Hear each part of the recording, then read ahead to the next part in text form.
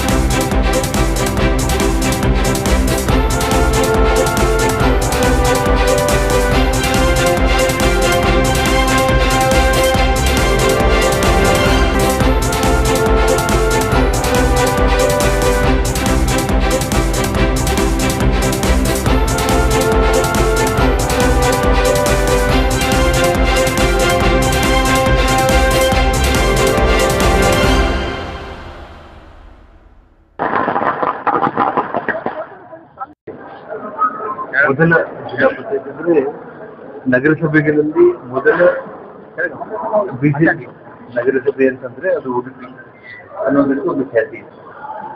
ಆ ನಂತರ ಮೊದಲ ಮಹಾನಗರ ಪಾಲಿಕೆ, ಮೊದಲ ಬಳ್ಳಾರಿ ವಿಚಾರದಲ್ಲಿ ಜಿಲ್ಲಾ ಪಂಚಾಯತ್ ಕೂಡ ಮೊದಲ ಪಾಲಿಕೆ. ಇಡೀ ಕರ್ನಾಟಕ ರಾಜ್ಯದಲ್ಲಿ ಮೊದಲ ಜಿಲ್ಲಾ ಪಂಚಾಯತಿ ಬಳ್ಳಾರಿ ಬಿಜೆಪಿ ಪಕ್ಷದ ಪರವಾಗಿ, ಮಹಾನಗರ ಪಾಲಿಕೆ ಕೂಡ ಭಾರತೀಯ ಜನತಾ ಪಕ್ಷದ ಪರವಾಗಿ ಆಗಿರೋದು ಒಂದು ಇತಿಹಾಸ. ಒಂದು ಆ ಭಗವಂತನ ಕೃಪೆಯಿಂದ ನಾನು ಗಂಗಾವತಿಗೆ ಶಾಸಕನಾದ್ಮೇಲೆ ಇವತ್ತು ಹಿಂದೂ ಮುಸ್ಲಿಂ ಅನ್ನುವಂಥ ಭೇದ ಭಾವ ಏನೂ ಇಲ್ಲ. ಎಲ್ಲರೂ ಕೂಡ ಅಣ್ಣ ತಮ್ಮಂದಿರ ರೀತಿಯಲ್ಲಿ ಇವತ್ತೇನು ಅಧ್ಯಕ್ಷ ಉಪಾಧ್ಯಕ್ಷ ಚುನಾವಣೆಯಲ್ಲಿ ಸಹಕಾರ ಕೊಟ್ಟು ಗಂಗಾವತಿಗೆ ಒಂದು ಇತಿಹಾಸದಲ್ಲಿ ಇವತ್ತು ಮೊದಲನೇ ಬಾರಿಗೆ ಭಾರತೀಯ ಜನತಾ ಪಕ್ಷದ ನಗರಸಭೆ ಅಧ್ಯಕ್ಷ ಉಪಾಧ್ಯಕ್ಷರು ಆಗಿರೋದು, ಅದು ಕೂಡ 28 ಸದಸ್ಯರ ಬಲದಿಂದ ಆಗಿರುವಂಥದ್ದು ಒಂದು ಇತಿಹಾಸ ಅಂತ ನನಗೆ. ಆಪರೇಷನ್ ಕಮಲನ ಹಾಗೆ ಸರ್, ನಾನು ಶಾಸಕನ ಆಗದೇ ಇರುವಂಥ ಸಂದರ್ಭದಲ್ಲಿ ಗಂಗಾವತಿ ನಗರಕ್ಕೆ ನಾನು ಹೆಜ್ಜೆ ಇಟ್ಟ ತಕ್ಷಣ ಪಕ್ಷಾತೀತವಾದ ಜಾತಿ ಮತಗಳನ್ನು ಮೀರಿ ಎಲ್ಲ ಸರ್ವ ಸದಸ್ಯರು ಕೂಡ ನನ್ನ ಬೆನ್ನಿಗೆ ನಿಂತು ಅವತ್ತೇನು ಬಂದಿದ್ರು. ಆ ನಂತರ ನಾನು ಶಾಸಕನಾದ್ಮೇಲೆ ಭಾರತೀಯ ಜನತಾ ಪಕ್ಷದಲ್ಲಿ ನಾನು ಜಾಯಿನ್ ಆದ್ಮೇಲೆ ಕೂಡ ಎಲ್ಲರೂ ಕೂಡ ನನ್ನೊಟ್ಟಿಗೆ ನನ್ನ ಹೆಜ್ಜೆಯಲ್ಲೇ ಹೆಜ್ಜೆ ಇಟ್ಟಿರೋ ಕಾರಣನೇ 28ಕ್ಕೆ 28 ಕೂಡ ಇವತ್ತು ಆ ಸಂಖ್ಯೆ ಬಲ ಹಾಗೆ ಒಗ್ಗಟ್ಟಾಗಿ ನಾವಿರೋದು. ನಮ್ಮ ಗಂಗಾವತಿ ಅಭಿವೃದ್ಧಿಗಾಗಿ ಖಂಡಿತವಾಗ್ಲೂ ಕೂಡ ಇವತ್ತು ಜನರಿಗೆ ಇವತ್ತೇನು ಅಭಿವೃದ್ಧಿ ಅಂತಂದ್ರೆ ನನ್ನ ಮೇಲೆ ಏನು ವಿಶ್ವಾಸ ಇಟ್ಕೊಂಡಿದ್ದಾರೆ. ಇವತ್ತು ನಮ್ಮ ಮೌಲ್ಯ ಸಾಬ್ ಅವರು ಹಿರಿಯರು, ಅದೇ ಒಂದು ರೀತಿಯಲ್ಲಿ ಮಾರುತಿ ಅವರು ಇಬ್ಬರು ಕೂಡ ಇವತ್ತು ಅಧ್ಯಕ್ಷ ಉಪಾಧ್ಯಕ್ಷರಾಗಿ ನಮ್ಮ ಒಂದು ಕನಸಿನ ಗಂಗಾವತಿ ಅಂತೇಳಿ ಇವತ್ತೇನು ಜನರಿಗೆ ಒಂದು ನಿರೀಕ್ಷೆ ನನ್ನ ಬಗ್ಗೆ ಇತ್ತು. ಆ ನಿರೀಕ್ಷೆಯಿಂದ ಇಬ್ಬರು ಕೂಡ ಅಧ್ಯಕ್ಷ ಉಪಾಧ್ಯಕ್ಷರು ಪಕ್ಷದ ಎಲ್ಲ ಹಿರಿಯರು ಕೂಡ ಸೇರಿ ಒಂದು ಅಚ್ಚುಕಟ್ಟಾಗಿ ಖಂಡಿತವಾಗ್ಲೂ ಕೂಡ ನಾನು ಮೊದಲಿಂದ ಕೂಡ ಹೇಳ್ತಾ ಇದ್ದೆ, ಇಡೀ ಭಾರತದಲ್ಲಿ ಅಯೋಧ್ಯೆ ನಂತರ, ತಿರುಪತಿ ನಂತರ ಇವತ್ತು ನಮ್ಮ ಗಂಗಾವತಿ ಅರ್ಜುನಂದ್ರಿ ಭಾಗ ಇಡೀ ಒಂದು ಭಾರತದ ಪುಟದಲ್ಲಿ ಒಂದು ಅತ್ಯಂತ ಒಂದು ಸುಂದರವಾದ ಸಾಂಸ್ಕೃತಿಕ ಆಧ್ಯಾತ್ಮಿಕ ಒಂದು ಪ್ರವಾಸ ಒಂದು ಅಭಿವೃದ್ಧಿ ಆಗುವ ರೀತಿಯಲ್ಲಿ, ಪ್ರವಾಸೋದ್ಯಮ ಅಭಿವೃದ್ಧಿ ಆಗುವ ರೀತಿಯಲ್ಲಿ ಒಂದು ಉತ್ತಮವಾದ ಒಂದು ಪಟ್ಟಣವಾಗಿ ಇದು ನಿರ್ಮಾಣ ಆಗುತ್ತೆ ಅನ್ನೋ ನನ್ನ ಕನಸು ನನಸಾಗೋ ನಿಟ್ಟಿನಲ್ಲಿ ನಗರಸಭೆ ಕೂಡ ನಮಗೆ ಒಂದು ದೊಡ್ಡ ಶಕ್ತಿ.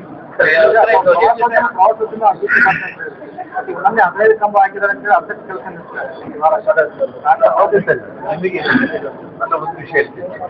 ನಮಗೆ ಜುಲೈ ಸರ್ಕಲ್ ಇಂದ ಹಿಡಿದು ರಾಣಾ ಪ್ರತಾಪ್ ಸರ್ಕಲ್ ಇಂದ ಹಿಡಿದು ನೀಲಕಂಠೇಶ್ವರ ಸರ್ಕಲ್ ಇಂದ ಹಿಡಿದು ಬಸ್ ಸ್ಟ್ಯಾಂಡ್ ಮುಂಭಾಗದಿಂದ ಹಿಡಿದು ಅಂಜನಾದ್ರಿವರೆಗೆ ಮತ್ತು ನಮ್ಮ ಸಿಂಗ್ಲಾಪುರ ಕೂಡ ಹನುಮನಲ್ಲಿ ದಾಟಿ ಆ ಎಲ್ಲ ರಸ್ತೆಯನ್ನು ಕೂಡ 65 ಕೋಟಿಯಲ್ಲಿ ಎಲ್ಲ ಒಂದು 18 ಕಿಲೋಮೀಟರ್ ಕೂಡ ವಿದ್ಯುತ್ ದೀಪ ಅಲಂಕಾರ ಮಾಡೋದ್ರ ಜೊತೆಗೆ ಸುಂದರವಾದ ರೋಡನ್ನ 65 ಕೋಟಿಯಲ್ಲಿ ನಿರ್ಮಾಣ ಮಾಡೋದಕ್ಕೆ ಇವತ್ತು ಹಣ ಬಿಡುಗಡೆ ಆಗಿದೆ.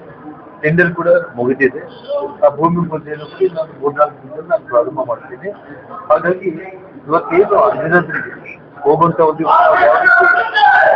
ತಿರುಪತಿಗೆ ನಾವು ಹೋದ್ರೆ ಅಲ್ಲಿ ಆ ಭಗವಂತನ ಹತ್ರ ಹೋದಾಗೆಲ್ಲ ಕೂಡ ಆ ಒಂದು ಭಕ್ತಿ ಭಾವನೆ ಮೂಡುವ ರೀತಿಯಲ್ಲಿ ಏನ್ ಮಾಡ್ತೀವೋ ಆ ರೀತಿ ಕೇವಲ ಅಂಜನಾದ್ರಿ ಹೋಗುವ ರಸ್ತೆಗೆ ಮಾತ್ರ ಇವತ್ತು ಆ ಒಂದು ಭಕ್ತಿ ವಾತಾವರಣ ನಿರ್ಮಾಣ ಮಾಡುವಂತ ಕೆಲಸ.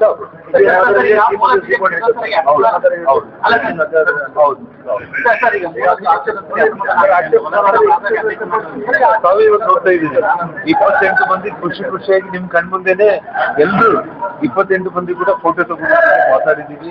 ಆ ರೀತಿ ಗೊಂದಲ ಏನು ಇಲ್ಲ. ಮೂಡಾಗಣ ಹೊರಬರ್ತಿದ್ದಂತೆ ಇವಾಗ ಜನಾರ್ದನ್ ರೆಡ್ಡಿ ಅವರು ಟಾರ್ಗೆಟ್ ಮಾಡ್ತಾ ಇದ್ದಾರೆ. ಸಿದ್ದರಾಮಯ್ಯ ಅವರು ಜನಾರ್ದನ್ ರೆಡ್ಡಿ ಅವರನ್ನ ಕುಮಾರಸ್ವಾಮಿ ಟಾರ್ಗೆಟ್ ಮಾಡ್ತಾರೆ. ಯಾಕೆ ಇಷ್ಟು ಸುಮ್ಮನೆ ಈ ಯಾಕೆ ಅವರು ನೋಡಿ, ನಾನು ಈಗಾಗಲೇ ನಮ್ಮ ಬೆಂಗಳೂರು ಮಾಧ್ಯಮ ಸ್ನೇಹಿತರಿಗೆ ಹೇಳಿದ್ದೀನಿ ಮತ್ತು ನಮ್ಮ ಗಂಗಾವತಿ ಸ್ನೇಹಿತರಿಗೂ ಕೊಪ್ಪಳ ಸ್ನೇಹಿತರಿಗೂ ಹೇಳ್ತಾ ಇದ್ದೀನಿ. ಅವ್ರೇನು ನನ್ನ ವಿರುದ್ಧ ಒಂದು ಅಕ್ರಮ ಆಸ್ತಿ ಗಳಿಕೆ ಅಂತ ಹೇಳಿ ಪ್ರಕರಣ ಮಾಡಿದ್ದಾರೆ. 15 ವರ್ಷಗಳ ನಂತರ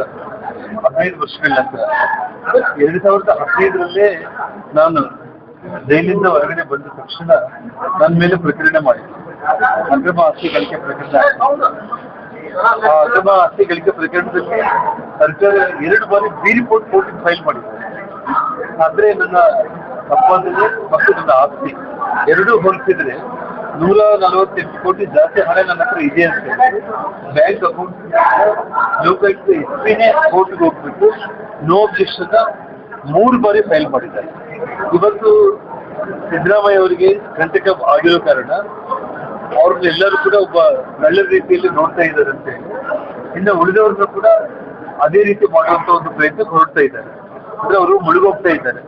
ಆ ಮುಳುಗೋಗೋ ಟೈಮಲ್ಲಿ ಏನಾದ್ರೂ ಮತ್ತೆ ಇವ್ರನ್ನು ಕೂಡ ಹೇಳ್ಕೊಳ್ಳೋಣ ಅನ್ನೋಂಥ ಒಂದು ಕೆಟ್ಟ ಯೋಚನೆಯಿಂದ ಅವ್ರು ಮಾಡಿರೋಂಥದ್ದು ಬಿಟ್ರೆ ಇಂಥ ಕೇಸ್ಗಳಿಗೆ ಜನಾರ್ದನ್ ರೆಡ್ಡಿ ಹೆದರೋದು ಇಲ್ಲ. ಇವತ್ತು ಸನ್ಮಾನ್ಯ ರಾಜ್ಯಪಾಲರು ಪ್ರಾಸಿಕ್ಯೂಷನ್ ಕೊಡೋದಕ್ಕೆ ಕೂಡ ಇದೇ ಸರ್ಕಾರನೇ 3 ಬಾರಿ ಬಿ ರಿಪೋರ್ಟ್ ಅಂದ್ರೆ ಕೇಸಲ್ಲಿ ಯಾವ್ದು ಸತ್ಯಾಂಶ ಇಲ್ಲ ಅಂತ ಹೇಳಿ ಕೋರ್ಟಿಗೆ ಫೈಲ್ ಮಾಡಿದ ಮೇಲೆ ಮತ್ತೆ ಇವತ್ತು ಪ್ರಾಸಿಕ್ಯೂಷನ್ ಕಳಿಸ್ತಾರೆ ಅಂತಂದ್ರೆ ಸಿದ್ದರಾಮಯ್ಯ ಅವ್ರ ಸರ್ಕಾರ ನಗೆಪಾಟಿಗೆ ಏನಾಗುತ್ತೆ ಅಂತ ನಾನು ಹೇಳ್ತೀನಿ. ಈಗ ಸಿದ್ದರಾಮಯ್ಯ ಕಪ್ಪು ಚಿಕ್ಕಲ ವ್ಯಕ್ತಿ ಅಂತ ಹೇಳಿ ಪಾದಯಾತ್ರೆ ಮಾಡಿ ಬೆಳ್ಳಾಗ ಈ ಅವ್ರ ದಿನಕ್ಕೊಂದು ದಾಖಲೆಗಳು ಹಗರಣಗಳು ಬರ್ತಾ ಇದ್ದಾರೆ. ಸಿದ್ದರಾಮಯ್ಯ ಹೇಳಿ ನೋಡಿ, ಅಹಿಂದ ಅನ್ನೋ ಮುಖವಾಡ ಹಾಕೊಂಡ್ಬಿಟ್ಟು ಜನರನ್ನ ಇಷ್ಟು ವರ್ಷಗಳು ಅವರು ಮೋಸ ಮಾಡ್ತಾ ಬಂದಿದ್ದಾರೆ. ಇವತ್ತು ಅವರ ನಿಜವಾದ ಮುಖವಾಡ ಸಿದ್ದರಾಮಯ್ಯ ಅವರು ಏನು ಅನ್ನುವಂಥದ್ದು ನಾವೆಲ್ಲರೂ ಕೂಡ ಬರೀ 14 ಸೈಟ್ ಬಗ್ಗೆ ಯೋಚನೆ ಮಾಡ್ತಾ ಇದ್ದೀವಿ.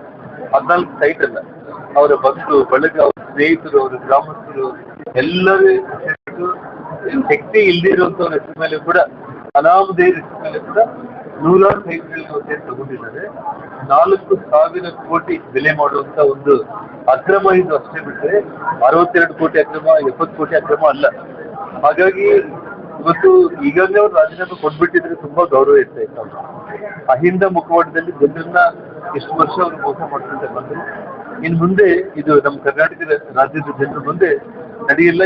ಎಲ್ಲರೂ ಗೊತ್ತಾಗ್ಬಿಟ್ಟಿಲ್ಲ. ಸಿಬಿಐ ವಹಿಸೋದ ಪ್ರಕರಣ ಮೂಡಾ ಪ್ರಕರಣ ಸಿಬಿಐ ವಹಿಸೋದಲ್ಲ ನೋಡಿ, ಅವರೇ ಬಯಸಬೇಕಾಗಿತ್ತು. ಜನಾರ್ದನ್ ರೆಡ್ಡಿ ಮೇಲೆ ಬಳ್ಳಾರಿಗೆ ಪಾದಯಾತ್ರೆಗೆ ಬರುವಂತ ಸಂದರ್ಭದಲ್ಲಿ ಅವರು ಕುಣಿತ ಬಂದು ದೊಡ್ಡ ದೊಡ್ಡ ಭಾಷಣಗಳನ್ನ ಕೊಟ್ಟು ಲಕ್ಷ ಕೋಟಿ ಮಾಡಿದ್ದಾರೆ ಅಂತ ಹೇಳಿ ಆ ಲಕ್ಷ ಕೋಟಿ ಹಣ ನಾವು ರಿಕವರಿ ಮಾಡಿ ಬಡವರಿಗೆ ಮನೆಗಳನ್ನ ಕಟ್ಕೊಡ್ತೀವಿ ಅಂತ ಹೇಳಿ ಹೇಳಿದ್ದಂತ ದೊಡ್ಡ ಮನುಷ್ಯ ಸಿದ್ದರಾಮಯ್ಯ.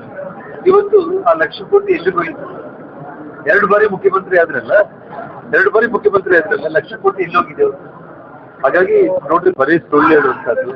ಆ ಮುಖ್ಯಮಂತ್ರಿ ಪದವಿಗೆ ಆಸೆ ಬಿಟ್ಟು ನಮ್ಮ ಮೇಲೆ ಇಲ್ಲ ಸಲ್ಲದ ಆರೋಪಗಳನ್ನ ಮಾಡಿ ಏನೊಂದು ಕೆಟ್ಟ ಹಣೆ ಬರಹವನ್ನ ಅವರೇ ಬರ್ಕೊಂಡಿದ್ದಾರೆ. ಆ ಕೆಟ್ಟ ಕರ್ಮ ಅನ್ವಿಸುವಂತ ಕ್ಷಣ ಹತ್ತಿರಕ್ಕೆ ಬಂದಿದೆ. ಆ ಕೆಟ್ಟ ಕರ್ಮದಿಂದ ಅವ್ರು ತಪ್ಪಿಸ್ಕೊಳ್ಳೋ ಪ್ರಶ್ನೆ ಇಲ್ಲ ಅಂತ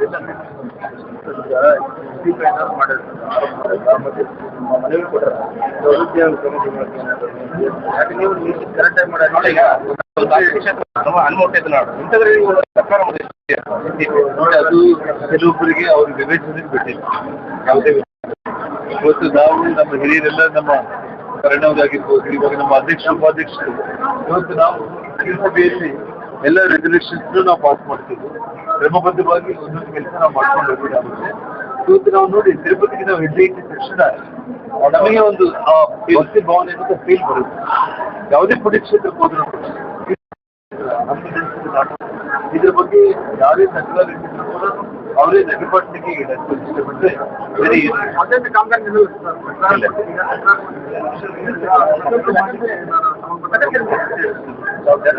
ಬೇರೆ ಸಭೆ ನಾವಿದ್ದೀವಿ. ನಮಗೆ ಯಾವ ರೀತಿ ಆಡಳಿತ ಮಾಡ್ಬೇಕು ಅನ್ನೋದು ಗೊತ್ತು. ಮುಂದಿನ ವಾರ್ತೆಗಳೊಂದಿಗೆ ಭೇಟಿಯಾಗೋಣ. ನಮಸ್ಕಾರ.